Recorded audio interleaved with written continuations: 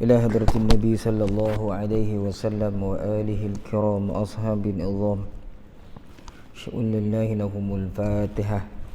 أعوذ بالله من الشيطان الرجيم. بسم الله الرحمن الرحيم.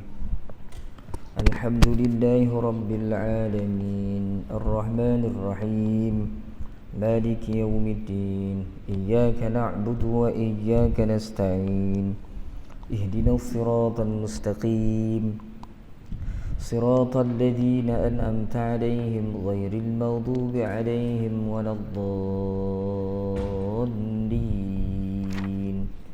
آمين. أعوذ بالله من الشيطان الرجيم. بسم الله الرحمن الرحيم. الحمد لله رب العالمين والصلاة والسلام على أشرف الأنبياء والمرسلين وعلى آله وأصحابه أجمعين. اللهم يا عليم علمنا من علمك ما ترضى به عنا ولا تؤاخذنا بما تعلمه منا. يا عليم خلقنا بخلق العلم وحققنا بحقائق العلم. رب اشرح لنا صدورنا ويسر لنا أمورنا واحلل عقدة من ألسنتنا يفقه أقوالنا والحمد لله رب العالمين. أعوذ بالله من الشيطان الرجيم. بسم الله الرحمن الرحيم. السلام عليكم ورحمة الله تعالى وبركاته. الحمد لله والصلاة والسلام على رسول الله وعلى آله وصحبه ومن والاه. أشهد أن لا إله إلا الله وأشهد أن محمدا عبده ورسوله. قال رب اشرح لي صدري ويسر لي أمري واحلل عقدة من لساني يفقهوا قولي. أما بعد. Yang berusaha pihak pengurusan masjid, ashabul fadilah, tuan-tuan guru, tuan-tuan imam, tuan-tuan haji, puan-puan hajah, tuan-tuan, puan-puan, hadirin hadirat yang dirahmati Allah Subhanahu wa taala sekalian. Alhamdulillah tuan-tuan dan puan-puan, seperti biasa kita sama-sama mengucapkan syukur pada Allah Subhanahu wa taala yang masih lagi memberikan kepada kita kehidupan sampai ke pagi ini. Kita masih lagi dapat salat subuh secara berjamaah.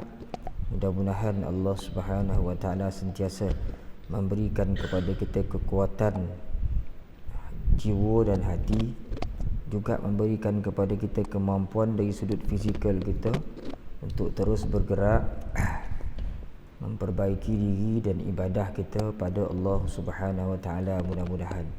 Allahumma amin.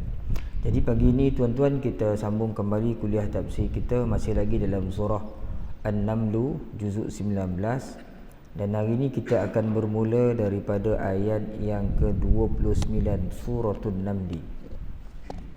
Firman Allah Subhanahu wa taala, A'udzu billahi minasy syaithanir rajim.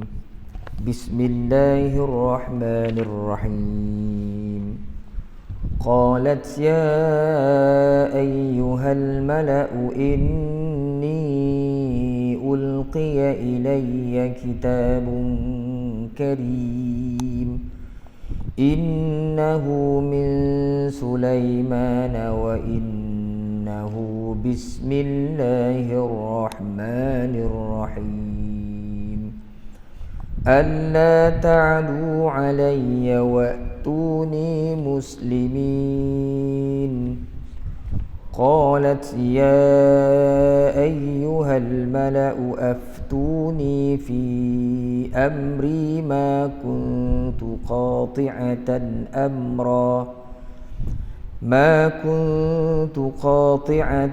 amran hatta tashhadun. Qalu nahnu ulu quwwatin wa ulu ba'sin shadidin wal amru ilayki fanzuri madha ta'murin. Qalat innal muluka idza dakhalu qaryatan afsaduha wa ja'alu a'izzata ahliha waja'alu a'izzata ahliha adhillah wa kadzalika yaf'alun. Sadaqallahul azim. Qalat tak mati tuan-tuan, ada bunyi hamas. Qalat sikit je. Qalat ya ayyuha. Ya, semua perkataan ya ayyuha kalau kita jumpa itu mad jaiz munfasil. Kita baca 4 harakat. Sebenarnya 2 perkataan tu, ya alif, kemudian yang membawa bunyi ya, kemudian perkataan ayyuha. Tapi kalau penulisan Rasam Osmani ni dia tulis jadi macam satu perkataan, di mana alif huruf hamzah tu dijadikan alif kecil, ya ayyuha. Huruf alif tu dibuang diganti dengan alif saghirah. Sepatutnya ya alif tinggi tu, kemudian ayyuha. Jadi kalau tuan-tuan jumpa ya ayyuha tu semuanya 4 harakat mad jaiz munfasil, bukan mad wajib. Al mala'u. Jadi mala'u tu tak boleh baca panjang sebab hamzah duduk di atas waw. Kalau hamzah tu duduk sebelum waw, jadi kena baca 2 harakat mala'u. Ni hamzah ni kena baca pendek. Mala'u inni sebab hamzah duduk di atas waw. Inni inni ni semua nun yang bersabdu kita baca dengan gunnah qadar 2 harakat. Inni wajibul gunnah. Kemudian inni ulqiya, ya yang mati yakni huruf mad bertemu dengan hamzah berbagi depan dalam 2 perkataan. Mad jaiz munfasil baca dengan 4 harakat. Ilayya kitabun karim. Kitabun baris 2 di hadapan pada huruf ba bertemu dengan kaf ikhfa hakiki, dengung 2 harakat. Kitabun karim. Karim ni rasa saya tak payah kita nak bahas panjang-panjang lah. Ma'arif sukun kan dah banyak kali kita jumpa di setiap hujung ayat. Kita boleh baca 2, 4 dan 6. Kemudian innahu. Innahu sama dengan inni. Wajibul gunnah. Semua nun dan mim yang bersabdu wajib didengungkan dengan qadar 2 harakat. Innahu. Hu, depan hu ha besar tu ada huruf waw yang kecil. Ini pun dah banyak kali kita jumpa mad silah qasirah, kerana di hadapan huruf waw yang kecil tu adalah huruf mim, bukan huruf hamzah berbaris. Kalau hamzah berbaris jadi mad silah tawilah. Di sini di hadapan huruf waw kecil itu adalah huruf mim, jadi dia jadi mad silah qasirah. Kita hanya baca dengan 2 harakat. Innahu min Sulaiman. Min Sulaiman sama hukum dengan kitabun karim, iaitu ikhfa hakiki. Huruf sin tu huruf ikhfa. Sulaiman wa innahu ma'ruf. Kita dah bincang tadi, dah kita ketahui innahu ni adalah mad wajibul gunnah 2 harakat. Wa innahu sama juga depan innahu tu mad silah qasirah. Bismillahirrahmanirrahim. Bismillahirrahmanirrahim. Ar-Rahim tu jadi mad arid disukun. Boleh dibaca 2 harakat, boleh dibaca 4 harakat, boleh dibaca 6 harakat. Maka jadilah bacaan dia tuan-tuan lebih kurang bunyi dia. A'udzu billahi minasyaitonir rajim. Qalat ya ayyuhal mala'u inni ulqiya ilayya kitabun karim. Innahu min Sulaiman wa innahu bismillahirrahmanirrahim. Sadaqallahul azim. Itu dari sudut ilmu tajwid sedikit. Kita tengok pula sama-sama tuan-tuan dari sudut tafsirannya. Qalat ya ayyuhal mala'. Balqis berkata, wahai para pembesar. Al-mala' ni perkataan nak beritahu tentang apa tu? Orang-orang yang mulia daripada kalangan kaum punya, pemimpin-pemimpin. Al-mala'u. Inni ulqiya ilayya kitabun karim. Balqis berkata, wahai pembesar, sesungguhnya saya telah dijatuhi sepucuk surat yang mulia. Jadi raja-raja malak ni kat sini, kalau dalam tafsir Al-Jami' di Ahkamil Quran oleh Imam Qurtubi, dia menafsirkan malak ni raja-raja kecil. Sebab Balqis ni ratu, maharaja agung. Bawah tu ada raja-raja kecil lah, macam sultan kan, bawah tu ada raja-raja Melayu kan, atas sultan yang di-Tuan Agung. Macam tu lah lebih kurang. Jadi Balqis ni raja besar, bawah dia tu ada malak, raja-raja kecil. Raja-raja kecil ni jumlahnya, kata Imam Qurtubi, berdasarkan apa disebut oleh Imam Mujahid, ada 1000 orang. 1000 orang bawah dia tu, ramai. Lepas tu pula setiap 1000 ni ada 100,000 tentera dia. Jadi tentera dia besar. Kerajaan, sebuah kerajaan yang kuat, yang menetap di Sabak. Itu menurut apa yang ditulis oleh Al-Imamul Qurtubi rahmatullah alaih. Jadi Balqis beritahu, sesungguhnya saya telah dijatuhi sepucuk surat yang mulia, yakni setelah Hudhud membawa terbang surat Nabi Sulaiman alaihi salam, dan dilihatnya Ratu Balqis sedang dikelilingi oleh tenteranya. Lalu Hudhud pun campakkan surat tu di atas riba Balqis. Jadi bila Balqis tengok surat tu, dia jadi gementar. Disebutkan kenapa gementar, kerana surat tu dia bercok mohor ya, stempel apa, cuk mohor lah, berikit dengan lilin. Dia tahu ini surat raja-raja besar. Surat yang stempel ni ada cuk mohor ni, biasanya surat tu surat-surat yang daripada orang yang besar-besar. Maka dia buka surat tu, dikumpulkan pembesar-pembesar dia untuk minta pandangan. Disebutkan di sini, innahu ulqiya ilayya kitabun karim. Balqis beritahu pada pemimpin-pemimpin kecil bawah itu, aku ni telah dijatuhi sepucuk surat yang mulia. Yang ini pun dibahaskan oleh Imam Qurtubi. Kenapa disebut surat yang mulia?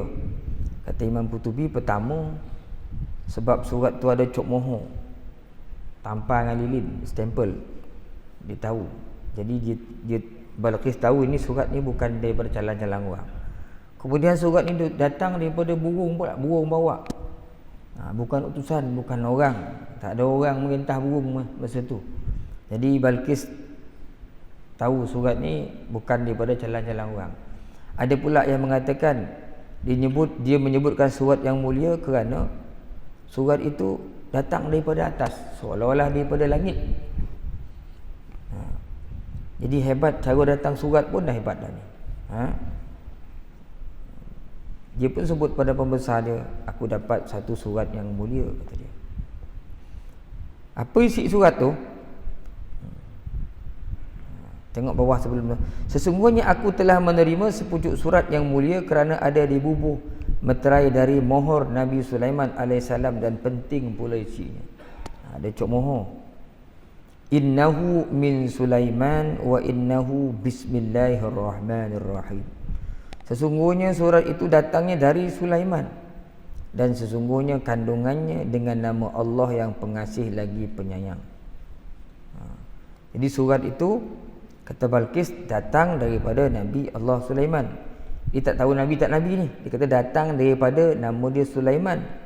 Dan surat itu mengandungi isi kandungannya, mula-mula tulis wa innahu min Sulaiman, ditulis dengan nama Allah yang pengasih lagi maha penyayang. Sedangkan ketika itu Balqis beragama, sebelum ni kita dah bincang, tak ada agama ataupun penyembah matahari, majusi kan, api, menyembah cahaya. Dan ditulis lagi, alla ta'lu alayya wa'tuni muslimin, janganlah kamu meninggikan diri kepadaku dan datanglah kepadaku berkeadaan tunduk, yakni kepada agama Allah. Jadi mengikut ahli tafsir, Nabi Sulaiman ni ditulis surat dalam kandungan tu, isi dia berbunyi, dari hamba Allah Sulaiman anak Daud kepada Balqis ratu negeri Sabah. Ni cara orang dulu tulis surat, disebut nama siapa, dituju ke siapa. Dengan nama Allah yang pengasih lagi penyayang, kesejahteraan atas orang yang mengikuti petunjuk. Adapun kemudian daripada itu, janganlah kamu meninggi diri kepadaku, dan datanglah kepadaku berkeadaan tunduk kepada agama Allah. Tu yo isi surat dari siapa kepada siapa, disebutkan nama Allah. Kemudian dia nasihatkan Balqis jangan sombong. Dia suruh Balqis datang tunduk kepada agama Allah Subhanahu wa taala. Lalu dicap surat tu dengan lilin dan dibubuh meterai dari mohonnya. Kek dengan lilin, kemudian diturunkan cop moho.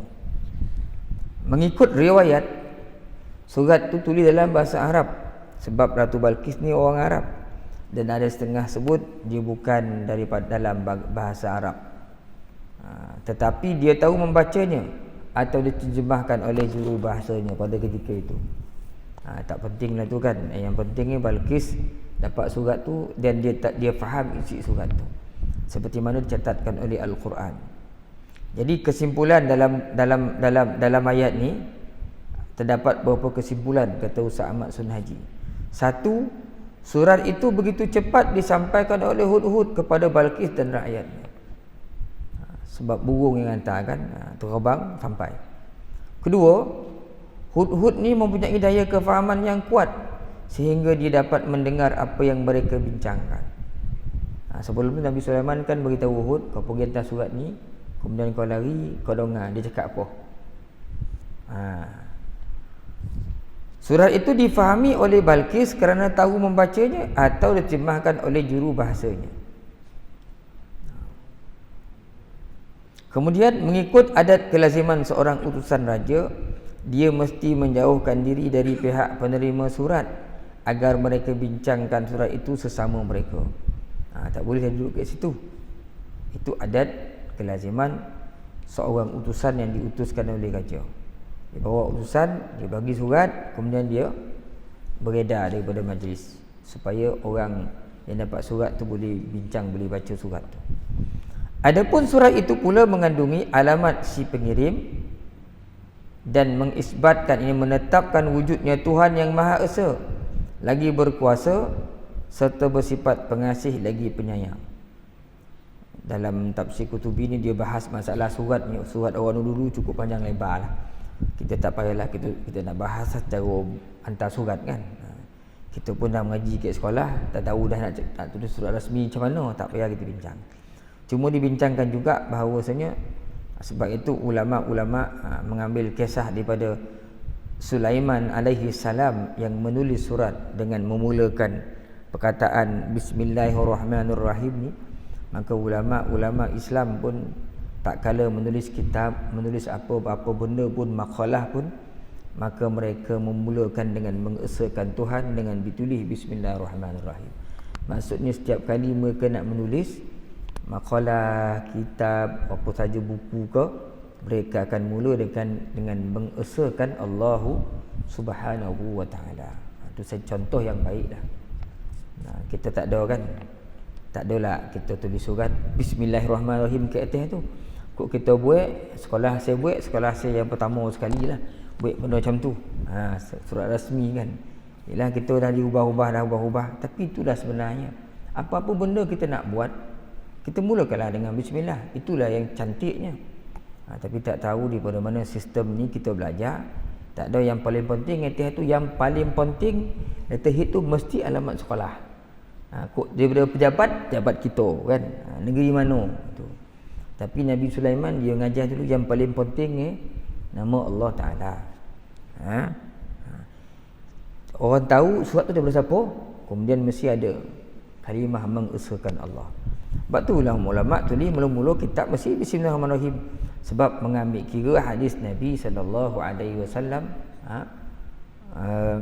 kullu amrin zibalin la yubda'u fihi bismillahirrahmanirrahim fahuwa ajzam. Ada sebab kata aqta ataupun abtar.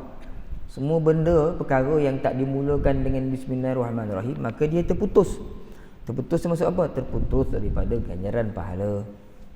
Jadi kok kita tulis surat ada bismillah, kemungkinan tidaklah berlakunya kesalahan-kesalahan yang besar. Kan? Itu maksudnya. Buat surat hari ni bismillah, kita yang pertama buat kan, boleh buat lah, tak ada salah, tak salah pun kan. Kemudian mereka ditegah jangan sombong, meninggi diri lantaran mengikutkan kemahuan hawa nafsu. Sebaliknya wajiblah mengikuti perkara yang hak dan benar. Nabi Sulaiman tahu kerajaannya besar. Jadi bila dah besar-besar ni, orang besar ni dia lain sedikit, kan? Lain sedikit dia punya lagak dia, cara dia. Dan kemungkinan kalau tak sombong pun dia hampir kepada kesombongan tu dengan apa yang dia ada. Itu biasa tuan-tuan kan. Sebab itu ada nasihat daripada Sulaiman alaihi salam. Siapa-siapa macam tu kan, manusia ni, sebab di sisi manusia ni bukan dia seorang-seorang, ada syaitan yang telah berjanji dengan Allah untuk memusnahkan kita semua dengan perkara-perkara buruk, disuntik pada kita segala sifat. Ada orang susah sombong? Tak ada kan? Kau jalan pun tunduk, kau pergi mana-mana pun tak banyak cakap. Tapi bila bergaduh sikit sekarang, lain jadi lain jadi tu tengok cerita Piramdi tu kan, Aziz Hatta dah dapat dia pakai topi Jerman, dah dapat dia bawa balik Omeh. Dia masuk dalam rumah tu, lepas tu dia pun berjalan. Tu kan. Macam tu lah dia. Bila dia dah ada kotor sikit, seolah-olah membayangkan manusia ni macam tu lah. Bila dia bergaduh sikit, dia jadi macam tu. Dia rasa dah. Jadi Nabi Allah Sulaiman nasihatkan jangan nyombong. Balqis diperintahkan supaya datang menghadap Sulaiman dengan menyerah dan tunduk kepada agama Allah. Ini adalah seruan dakwah. Para nabi ni dah kerja kan. Sampailah ke zaman Nabi Muhammad sallallahu alaihi wasallam, masih lagi mengutus surat kepada Raja Kisra, Kaisar kan, suruh beriman kepada Allah Subhanahu wa taala. Dan dikatakan bahawa Nabi Allah Sulaiman inilah nabi yang pertama sekali menulis perkataan Bismillahirrahmanirrahim. Itu disebut dalam tafsir Qurtubi. Kemudian firman Allah ayat yang ke-32, Balqis berkata, wahai para pembesar, berilah pendapat kepadaku mengenai urusanku ini. Aku tidak mengambil suatu keputusan sehingga kamu menghadirkan diri kepadaku untuk berunding. Sebagaimana yang telah disebutkan bahawa Hudhud itu apabila telah melemparkan surat itu, Balqis pun membacanya dan dikumpulkan menteri-menteri dan pembesar-pembesar negeri. Lalu diberitahukan isi surat itu kepada mereka. Setelah itu dia berkata pula, wahai para menteri-menteri dan para pembesar negeri, apa pendapat kamu sekalian mengenai surat Nabi Sulaiman alaihi salam yang dikirimkannya kepadaku ini?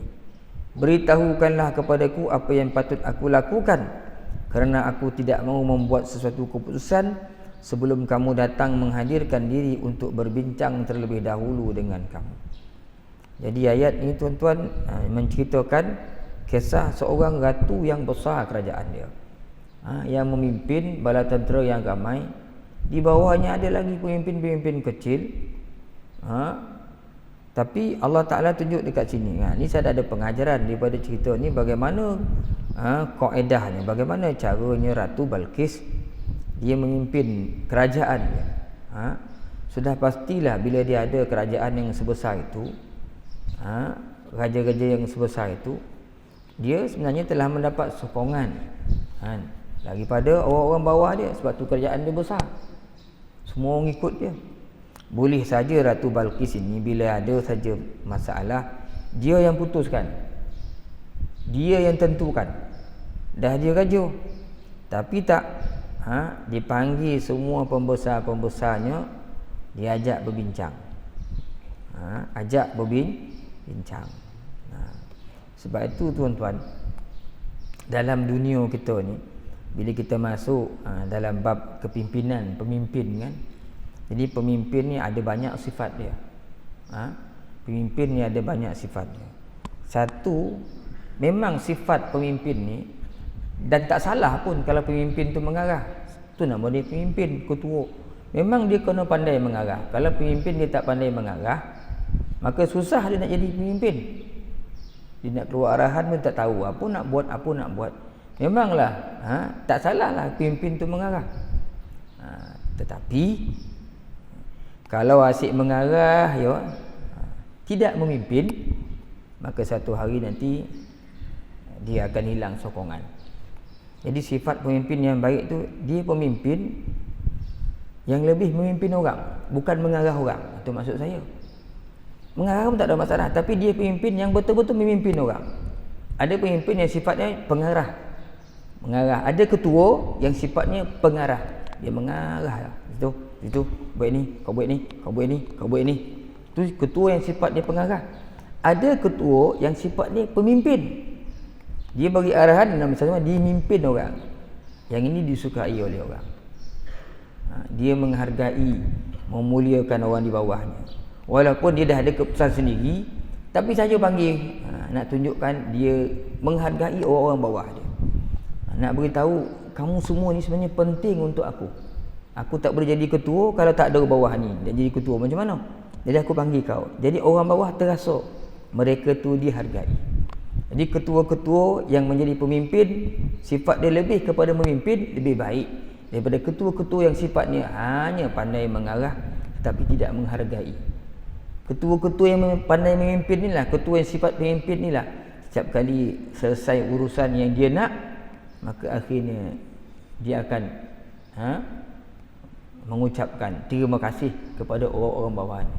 Masih semua kerana alhamdulillah program ini yang lancar. Tanpa tuan-tuan saya rasa majlis takkan berjalan dengan lancar. Terima kasih pada aja ketua tu. Tak ada masalah, tak sebut pun, itu memang kerja orang bawah. Tapi dia tu nak kata tadi, ketua yang sifat dia memimpin. Terima kasih tuan-tuan kerana selepas tuan-tuan buat ni, kalau tuan-tuan tak bantu saya ni, tuan-tuan tak, saya majlis takkan jalan dengan lancar, program ni takkan berjalan dengan bagus, perkara ni takkan selesai. Jadi orang bawah pun jadi seronok, taklah rasa mereka diarah-arah. Itulah beza ketua yang bersifat memimpin dengan ketua yang hanya bersifat mengarah. Walaupun ketua ni memang kau jual mengarah orang, tapi kat situlah dia seninya dalam kepimpinan. Seni dalam kepimpinan. Seperti yang ditunjukkan oleh Allah Ta'ala dalam cerita Ratu Balqis ni. Dia raja besar ni, ratu. Cakap lah, orang dengar. Tapi dia bawa pembesar-pembesarnya untuk berbincang. Dari kata-katanya ini menunjukkan betapa cermatnya Ratu Balqis dalam mentadbirkan kerajaannya. Kerana menghargai buah fikiran menteri-menteri dan pembesar-pembesarnya dengan mengharapkan nasihat-nasihat serta mendengar pendapat mereka agar dia memperoleh saranan-saranan yang baik dan benar, di samping hendak menguji setakat mana taat setia mereka kepadanya. Jadi bukan sekadar menghargai, kata Ustaz Maksud Haji, tetapi nak tengok juga sejauh mana ketaatan rakyat, anak-anak buah di bawahnya ni. Kerana dia tahu kalau pembesar-pembesar di bawah ni, kalau orang bawah rakyat ni tak bersungguh-sungguh, tak taat sedia, nescaya nanti akhirnya dia akan tumbang juga. Jadi tengok macam mana keadaan bawah ni, dipanggil. Dipanggil orang bawahnya. Sehingga disebutkan oleh Ustaz Ahmad Sun Haji di sini, sesungguhnya tindakan melayani pendapat para pembesar dan sikapnya yang suka mengajak mereka berunding merupakan pertolongan besar kepadanya, lagi memperteguh lagi akan kedudukan dan kekuasaannya. Hal ini jelas sekali dapat dilihat dari jawapan pembesar-pembesar tersebut sebagaimana yang diceritakan pada ayat berikut nanti. Jadi dalam Al-Quran Allah Ta'ala ada menyebutkan wasyawirhum fil amri, dan bermesyuaratlah engkau dengan mereka dalam urusan itu. Maknanya kita bila ada masalah, eloklah bawa berbincang, kerana akal 2 orang lebih baik daripada akal seorang, sebab kita manusia. Akal 3 orang lebih baik daripada akal 2 orang. Begitulah seterusnya. Lagi ramai yang ambil bahagian dalam satu-satu perbincangan akan dapat banyak lagi pandangan, idea-idea yang baik bila ramai jumlahnya. Kan? Jadi di situ nanti akan dapat diambil keputusan-keputusan yang betul, yang tepat, yang popular disukai oleh orang ramai, kan, pada ketika itu. Dengan ambil banyak macam perkiraan lah. Itu sebab kita kena mesyuarat. Walaupun kat rumah kita ketua keluarga, kan, bawa lah awan sekolah kita, rumah kita ni bincang. Ni tahu-tahu ya, kita dah pakai baju, dah siap, capek lah mana ni balik kampung tu. Dia pun dah hulu hala. Dia nak ngomel rumah, nak basuh tu, nak basuh ni. Kita tahu pakai baju start kereta jalan ya. Dia kan macam-macam rumah nak tengok tu. Dah bengi-bengi dah kan. Selalulah buat pesan macam ni tu. Barulah tahu awal-awal tu. Macam tu cerita tu bukan saya ya. Orang lain tu. Bismillahirrahmanirrahim. Kan tuan-tuan ni sisat ni tadi. Tak ada bukan saya tu dah. Bismillahirrahmanirrahim. Sebab saya selalu tengok dalam keluarga tu ada macam tu. Dalam keluarga saya tu marah rumah. Perempuan dia banyak nak mandang kan. Jadi bincang-bincang lah dalam banyak urusan dalam rumah tangga kita kan. Kerajaan kita pun tak bersama-sama pun. Jadi bawa lah bincang. Kan? Kadang-kadang sesekali tuan-tuan kita, yalah kan, walaupun kita ni ayah, kita mak, sesekali kita ada anak kan, panggil anak tu, tanya pandangan dia, dia akan rasa lebih dihargai. Anak-anak kita ni kan. Kok kita buat keputusan kadang-kadang dia biarlah mak dengan abah fikir kita, biarlah mak dengan abah fikir, habis semua bono suruh kita. Tapi kadang kita fikir bawa anak ni bincang, lama-lama kadang-kadang dia faham apa yang kita kendaki. Kan dalam rumah kita lah. Wallahu alam. Jadi dijawab oleh pembesar dia, mereka menjawab, kita ada mempunyai kekuatan dan keberanian yang sungguh, dan urusan terserah padamu, maka fikirlah apa yang hendak engkau perintahkan.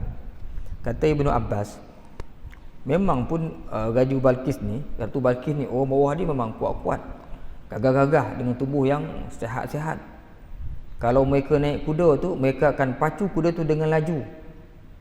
Semua orang naik kuda, kalau pacu kuda laju-laju lah lagi kuda tu. Tapi disebut oleh Ibnu Abbas, orang-orang dia ni, tentera-tentera dia ni, bila tengah-tengah laju tu, bila paruh tentera ni dikopit perut kuda tu, tarik kuda tu berhenti. Terkejut kuda tu, dia kuat nak kita tenangku. Paruh ni kopit perut kuda tu. Kuda tu sosak nafas, berhenti kuda tu. Macam tu kan. Kita kalau kopit perut kuda tu tak rasa apa-apa, sebab saya dah naik kuda dah kat Mesir tu. Bukan dia berhenti, lama-lama akhir kita berayut kat leher kuda tu nak jatuh kan. Kuda tak berhenti empat dah. Sudah kita tu balik atas pasir tu. Ini dikopit perut kuda pun slow berhenti. Kuatnya kopit itu kan, power orang besar-besar orang. Itu nak cerita gagah. Sebab itu mereka jawab, kita ada mempunyai kekuatan dan keberanian yang sungguh. Satu jasad, satu lagi memang jumlah dia yang ramai. Dan urusan itu terserah padamu, maka fikirlah apa yang hendak engkau perintahkan. Nanti kita akan jumpa tuan-tuan, ketika Ratu Balqis hantar utusan kepada Nabi Allah Sulaiman, 12,000 orang tentera, 12,000 utusan yang pergi datang nak bawa hadiah kepada Sulaiman. 12,000 orang, bukan 12 orang. Ni kalau utusan meminang 12,000 orang ni, jual kereta tuan rumah tu kan. Ni 12,000 orang datang bawa hadiah macam-macam. Nak kita tu ramai, nak tunjukkan hebat dia kerajaan dia tu. Katanya kita kuat, kita berani, dan urusan itu terserah padamu, maka fikirlah apa yang hendak engkau perintahkan. Maksud orang-orang bawah dia ni, kalau nak perang kita boleh perang, kita kuat, kita ramai tentera kita. Tapi apa-apa pun terpulang pada kamu wahai ratu. Kita ikut dia. Nak perang, sampai tahap nak perang pun boleh. Ini jawapan pembesar-pembesar orang-orang di bawah dia. Sebabnya kerana mereka ni cukup kuat, serba alat senjata dah ada, bala tentera pun ramai, terlatih, hanya tunggu perintah je. Kalau nak suruh perang, kita perang. Jadi semuanya bergantung kepada pemerintah tertinggi lah, ratu ketika itu. Itu jawapan pengikut-pengikut Ratu Balqis ni. Tapi Balqis ni cerdik. Begitulah saat rasa taat yang mereka tunjukkan kepada Ratu Balqis sebagai tanda kesetiaan. Qalat, bila Balqis dengar, dia pun jawab, innal muluka idza dakhalu qaryatan afsaduha wa ja'alu a'izzata ahliha adhillah wa kadzalika yaf'alun. Balqis kata, raja-raja ni bila dia masuk, dia menyerang sebuah negeri, dia akan rosakkan negeri itu. Dan orang-orang yang mulia akan jadi hina. Kok kita kalah, teruk kita, hina kita ni, dihalau kita. Begitulah nanti mereka akan berbuat kalau kita perang lah tadi. Sebab apa ni? Balqis ni dia dah terasa bahawa Sulaiman ni bukan calon-calon raja ni. Tapi dalam tafsir Qutubi, dia tak pasti raja ke nabi. Sebab tu masa dia hantar utusan, adalah 2-3 perkara yang dia buat nak pastikan sama ada yang datang yang hantar surat ni Sulaiman ni nabi atau raja. Adalah helah daripada Ratu Balqis ni. Dan dia tahu bila burung bawa surat ini sesuatu yang agak berlainan daripada pada ketika itu. Orang hantar surat pakai kuda, ada utusan, ini burung turun daripada langit surat ni. Jadi dia fikir kerajaan Sulaiman ni dia tak nampak macam mana. Mesti kerajaan yang kuat.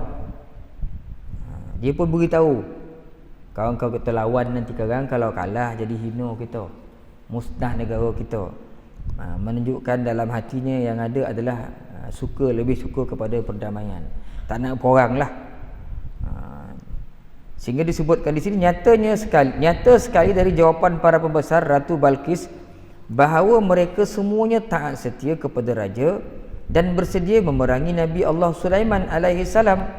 Akan tetapi Ratu Balqis dengan kebijaksanaannya, kerana mempunyai fikiran yang tajam dan pandangan yang jauh bahawa berperang itu akibatnya lebih buruk daripada berdamai, apalagi yang banyak terkorban dalam peperangan kelak adalah dari kalangan rakyat jelata, maka dicubanya menerangkan perkara yang lebih baik, benar lagi mendatangkan keamanan serta kesejahteraan dalam negara.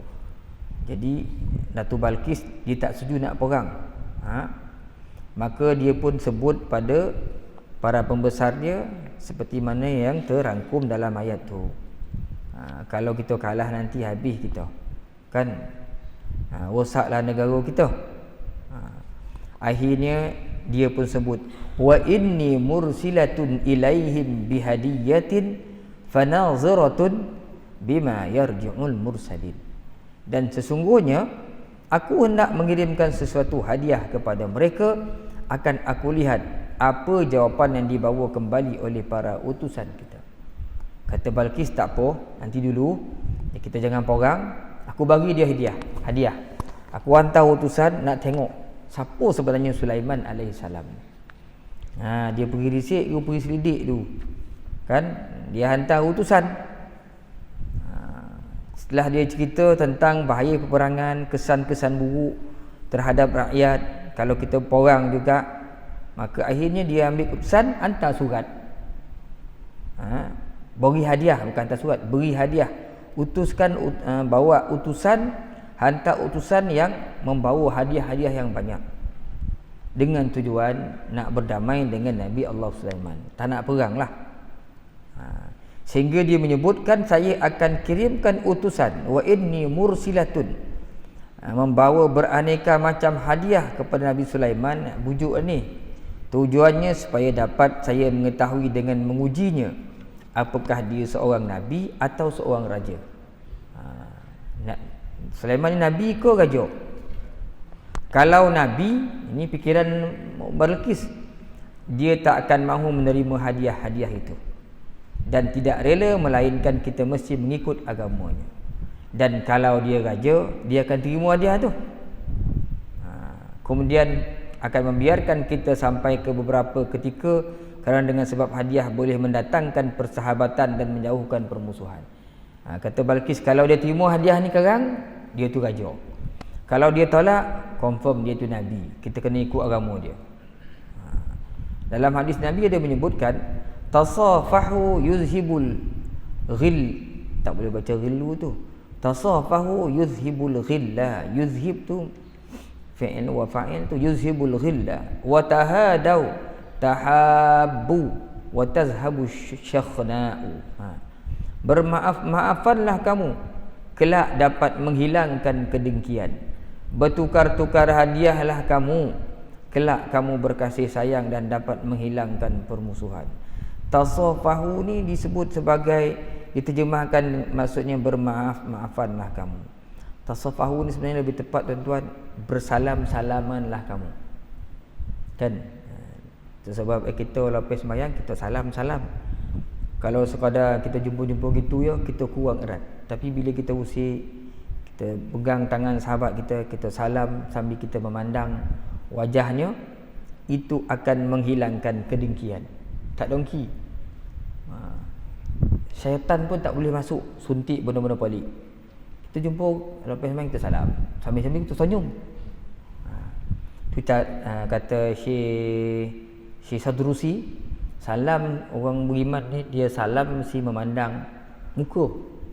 Dengan salam ke A pandang ke muka orang B, tu tak betul salam tu. Atau dia salam dengan orang tu dia berbual dengan orang lain. Salam dan jadi pergi kedai malam. Sambil tu dia hajar dengan orang. Jadi kau pergi kedai semalam. Saya tak dapat nak pergi kita. Yang itu bukan salam kita tu. Jadi salam orang beriman ni salam pandang muka sambil senyum. So syaitan pun dah tak tahu nak buat macam mana ni. Cuba tak salam. Kita selalu jumpa tak salam-salam, sesekali syaitan masuk kan. Kau perasan tak bang tu? Kita pun lah macamnya, apa benda orang tu ada berapa bulan dah kau jumpa semayang dengan kita kan, tak pernah salam dengan kawan.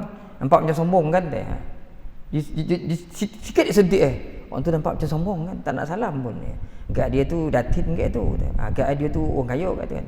Kita pun dah mati rasa lah nampak macam sombong sikit. Dia tu masuk buruk tu. Masuk buruk tu. Sikit dia sentik bang kau pesan tak orang tu dah lama semayang ni tak pernah salam-salam dengan kau kan sombong kan nampak macam sombong sikit. Kita pun dah terlayan dah.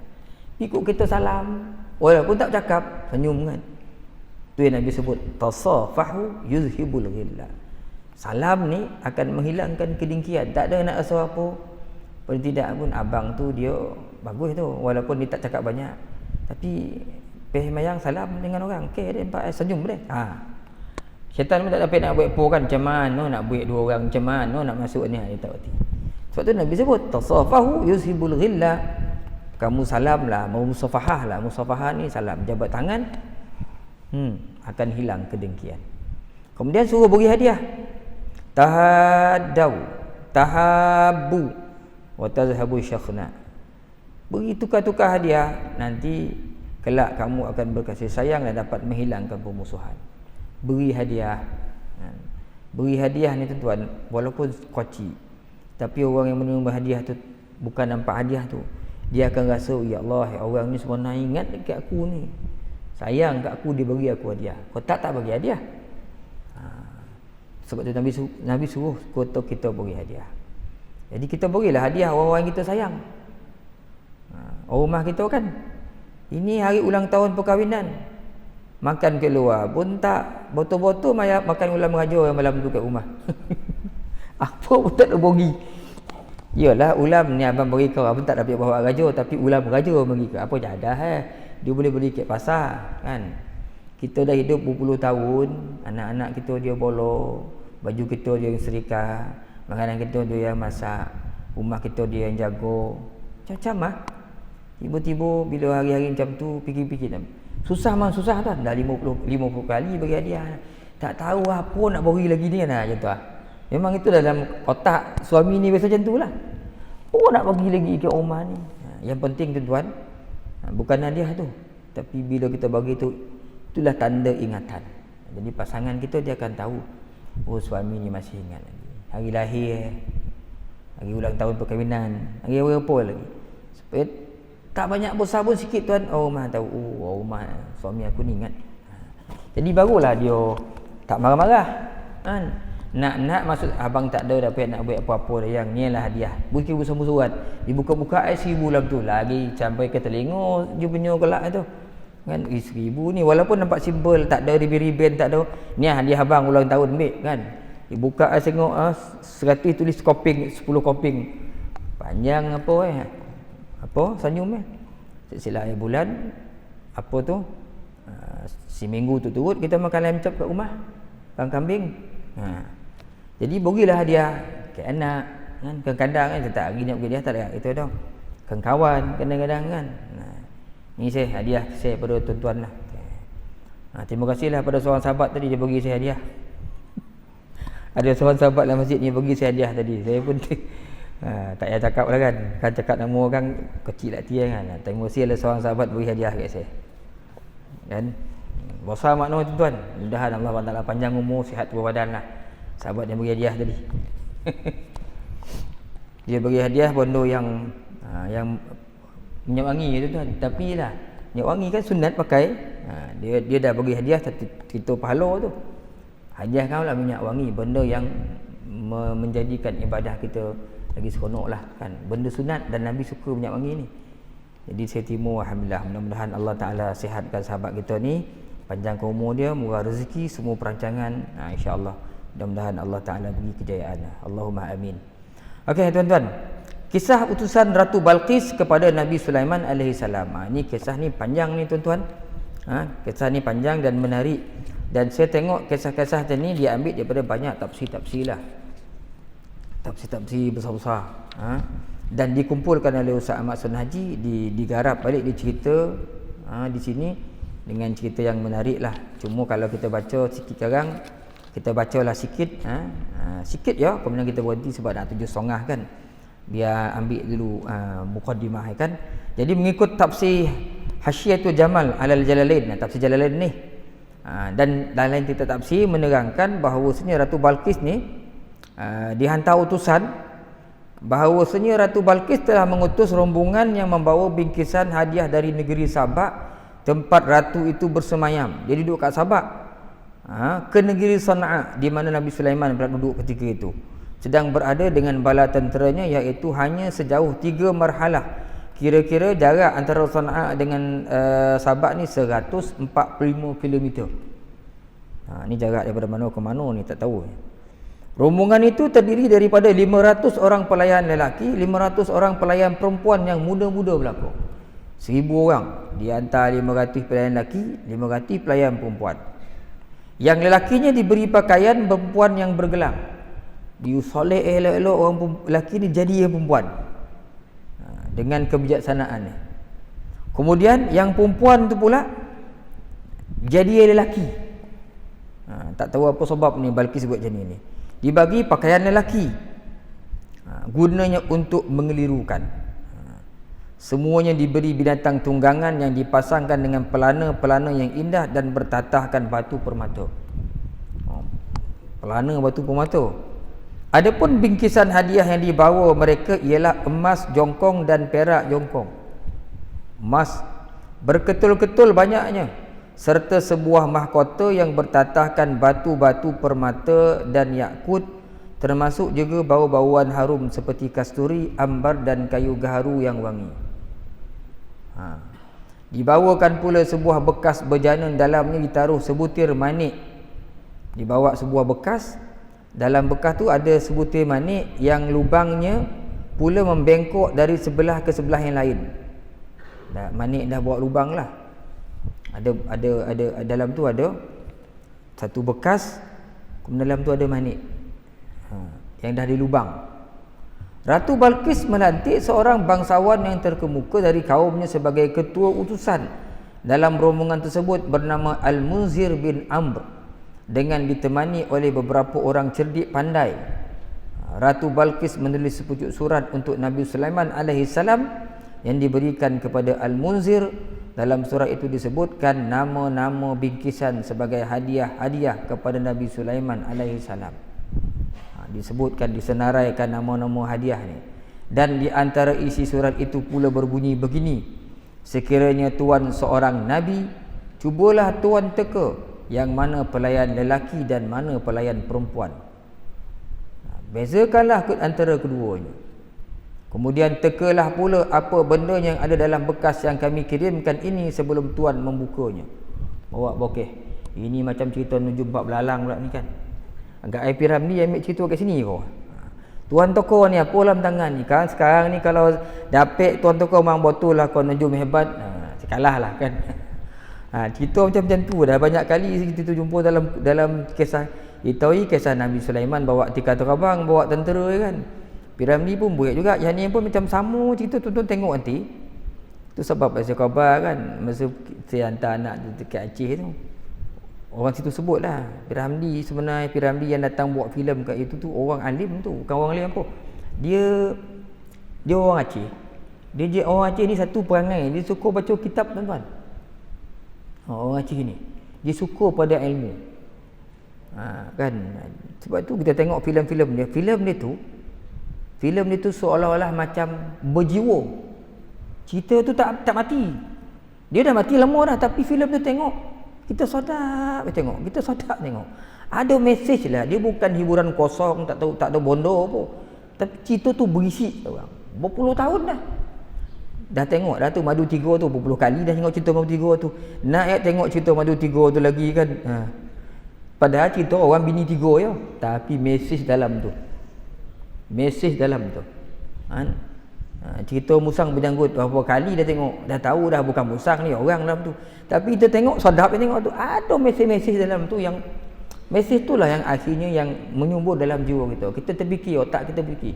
Kita seronok tapi dalam masa sama kita berfikir. Ya ini yang P. Ramlee bawa ni kan. Seolah macam ambil cerita macam dia baca Quran pula P. Ramlee ni kan. Wallahu alam lah. Kalau suka ustaz yang suka mengulas cerita P. Ramlee ni, Ustaz Ponomo itu yang Pahang tu. Dia suka ambil cerita P. Ramlee dia penulas. Ambil cerita P. Ramlee dia penulas. Datuk Badri Shah apa? Badri Shah. Tengok ceramah YouTube tu. Yang cerita P. Ramlee semua dibahas. Jadi seolah-olah macam begitulah P. Ramlee ni kan. Ni ceritanya ni. Tuan tokoh tu. Sesudah itu tuan buat kemudian disebutkan di sini mana lelaki mana perempuan. Dia dah tukar lelaki perempuan dia. Kemudian tekalah pula apa bendanya yang ada dalam bekas tu yang kami kirimkan ini sebelum Tuan membukanya. Sesudah itu Tuan buatkanlah sebuah lubang yang rata menembusi dalam batu permata. Kemudian masukkan pula sehelai benang ke dalam manik-manik tanpa menggunakan manusia atau jin untuk melakukannya. Dia ada dalam tu ada banyak berlubang, ada permata yang Balqis nak nanti. Kau dah tahu dalam tu ada manik, masukkan dalam lubang manik tu tali, tapi manusia tak boleh masukkan, jin tak boleh masukkan. Siapa pula nak masuk macam tu? Ini Balqis punya kerja. Demikianlah antara lain kandungan surat Ratu Balqis itu. Lalu dipesannya kepada semua pelayan lelaki dengan katanya, jika Sulaiman mengajak kamu bercakap, bercakaplah pula kamu dengan gaya lemah lembut lagi halus seperti suara orang perempuan. Sebab lelaki dia jadi perempuan. Kalau Sulaiman ajak kau pelayan lelaki ni, padahal perempuan tu bercakap, kau cakaplah dengan gaya seorang lelaki yang kasar dan garau. Kemudian dipesannya lagi, perhatikanlah gerak-geri Sulaiman. Nanti kau sampai nanti depan Sulaiman, tengok Sulaiman ni macam mana. Kalau muka garang, tu tanda dia rajuk. Balqis saja utusan ni. Jangan takut kepadanya. Tentu akulah yang lebih mulia daripadanya. Kalau dia raja, aku lagi hebat, kata Balqis. Kok dia raja lah. Kata Balqis, aku lagi hebat. Kau jangan takut. Tapi kalau kelihatan yang bermuka manis dan lemah lembut, itu tandanya dia seorang nabi. Maka hendaklah engkau memahami baik-baik akan kata-katanya. Nanti dia akan memberi jawapan. Balqis dia ajar. Kan? Nampak cerdik Balqis ni. Setelah selesai memberikan perintah dan penerangan, bergeraklah rombongan itu menuju ke San'a. Pada masa itulah burung hudhud terbang kembali menemui Nabi Sulaiman dan menceritakan semua yang dilihat dan didengarnya. Burung hudhud dah dengar dah. Dia pun beritahu Nabi Sulaiman, macamnya cerita Nabi Allah dia hantar. Ini macam cerita anak P. Ramlee dia menyuruk dalam perahu tu, dia pun balik bagi tahu abah. Soalan ni 3 ni anak cerita macam sama tuan-tuan kan.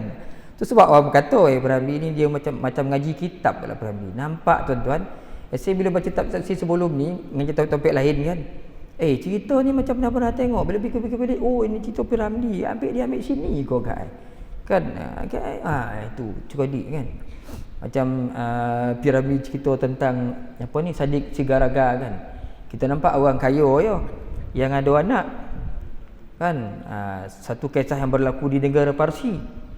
Kita tak nampak cerita apa sebenarnya piramid buat. Orang pakai tarbus ni biasa pakai Turki ni sebenarnya dia nak ceritakan, bayangkan kejatuhan kerajaan Turki Osmaniyah pada ketika itu. Jauh pandangan piramid ni orang bahaskan. Piramid memang cerdik orang. Dia nak ceritakan kejatuhan Turki Osmaniyah. Sebab tu dia buat macam seolah-olah benda tu di Turki, orang pakai tarbus semua. Dia cerita panjang itu semua watak dalam cerita tu sebenarnya kalau kita ngaji sejarah kita akan jumpa. Sebab tu nak tahu dia ni memang orang cerdik lah. Ramli ni memang orang cerdik kan. Dia garap satu filem daripada apa yang dia faham, fakta benar, dia membuat. Dia suruh orang mikir. Tapi orang tergolak yang tu tak mikir apa-apa, tak dapat apa-apa lah. Maka Nabi Sulaiman pun bila dengar cerita Hudhud ni, dia pun mengarahkan jin buat jalan yang diaspal. Apa aspal ni tuan? Turap kah?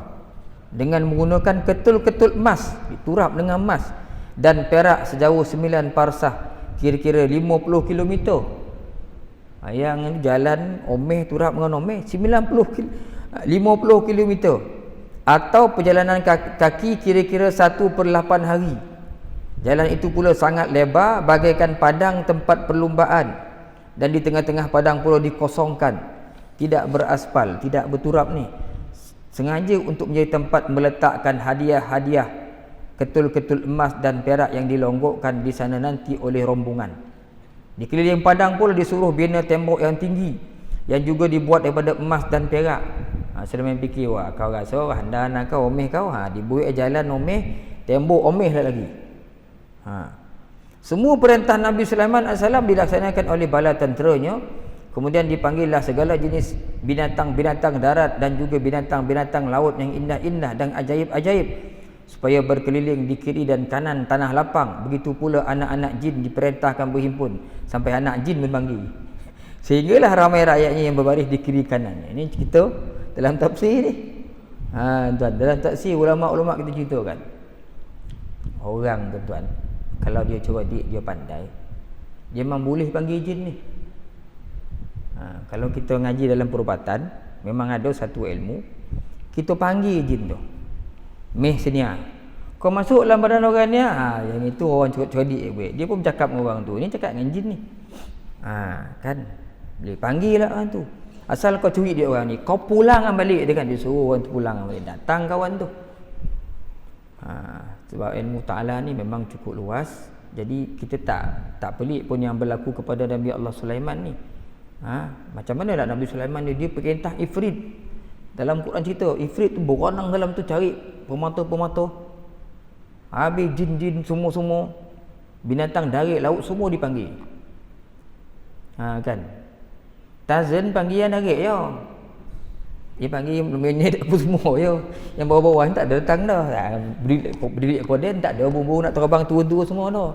Orang putih rasa dia handal dah Tarzan tu. Habis gajah, singa, monyet dia dah panggil, burung tak ada datang dah. Ni Sulaiman sampai burung Hudhud yang kecil dia pun panggil datang. Habis semut-semut pun dia kenal Sulaiman, Nabi Allah Sulaiman. Kan? Nak cerita ni. Jadi ilmu zaman Sulaiman ni, Nabi Sulaiman ni Allah Taala anugerahkan. Dengan tak dinafikan, nak tunjukkan apa? Ilmu Allah Taala tu cukup luas. Sampai ke hari ni tuan-tuan, bila kita bertemu dengan orang-orang ni, kita nampak bahawasanya kuranglah ilmu kita ni. Kuranglah ilmu kita. Ada lagi orang-orang yang nampaknya seperti biasa je, tapi tuan-tuan rupa-rupa pandangan dia, penglihatan dia tembus, sehingga walaupun dia duduk dekat komeh, dia bercerita kat kita tentang orang-orang yang ada di Seremban. Itu saya jumpa kan. Hebat kan. Macam mana nak dia tahu ni? Kan.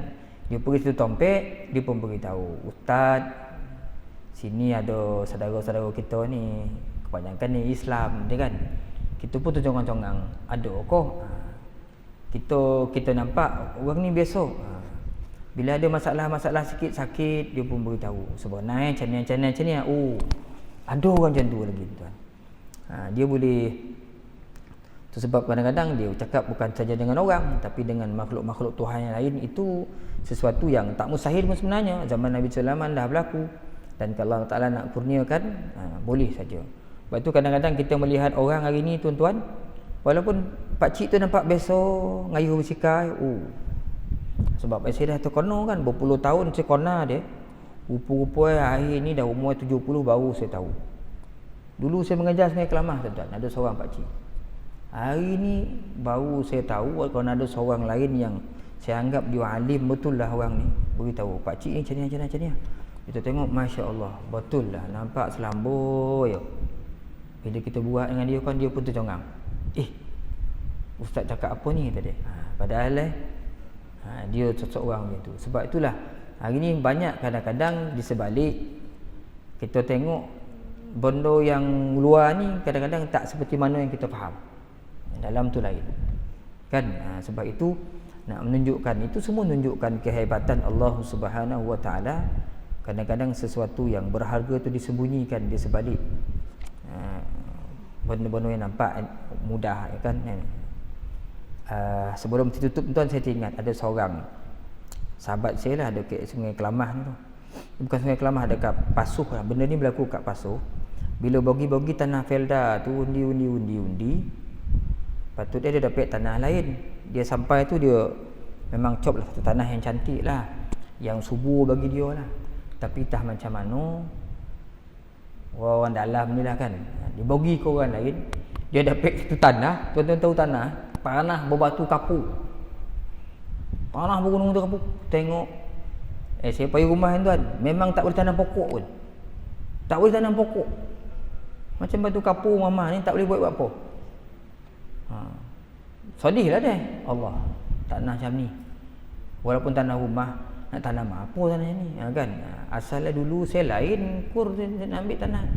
Tapi tak macam mana orang dalam ni tukar dia bagi selera dia dapat tanah. Teruk lah, bagi dia teruk.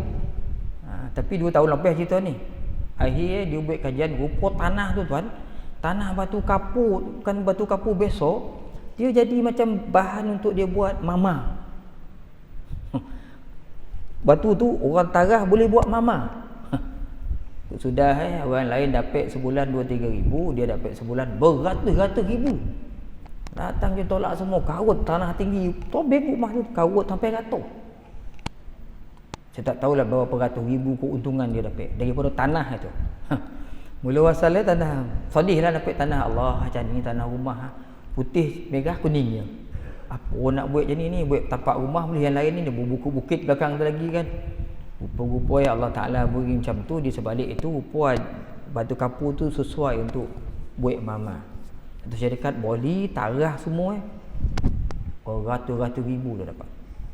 Itu sebab kalau pandang satu bondo kan, jangan nampak kadang-kadang di sebalik itu ada sesuatu yang Allah Ta'ala sembunyikan. Wallahu alam, tuan-tuan.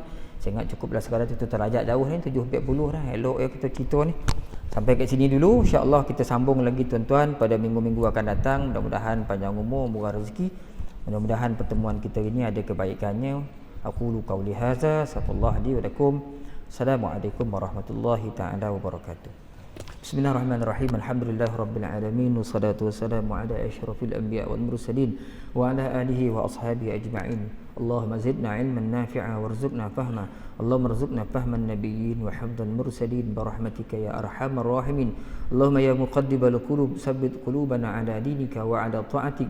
Allahumma rzuq awladana bin najahi fi kulli imtihanihim birahmatika ya arhamar rahimin. Allahumma zallil lahum su'ubata amrihim wa sahhil 'alaihim mashaqqata dirasatihim warzuqhum minal khairi akthar mimma natlub wasrif 'anhum kull syarrin innaka 'ala kulli syai'in qadir. Walhamdulillahi rabbil alamin. Tasbih kafarah dan suratul Asr. Subhanakallah bihamdik, asyhadu an la ilaha illa anta, astaghfiruka wa atubu ilaik. Subhanakallah bihamdik, asyhadu an la ilaha illa anta, astaghfiruka wa atubu ilaik. Subhanakallah bihamdik, asyhadu an la ilaha illa anta, astaghfiruka wa atubu ilaik. Bismillahirrahmanirrahim. Wal 'asr, innal insana lafi khusr illal ladzina amanu wa 'amilus shalihat wa tawasaw bil haqq wa tawasaw bis sabr. Wallahu a'lam bis shawab.